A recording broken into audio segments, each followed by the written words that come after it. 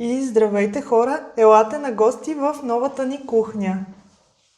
Когато взехме къщата, тя нямаше парна инсталация, нямаше как да се отопляваме. Дограмата беше дървена от старата и най-важното, нямаше баня на първия етаж, на който ние планирахме да се нанесем първоначално, което наложи да започнем основен ремонт.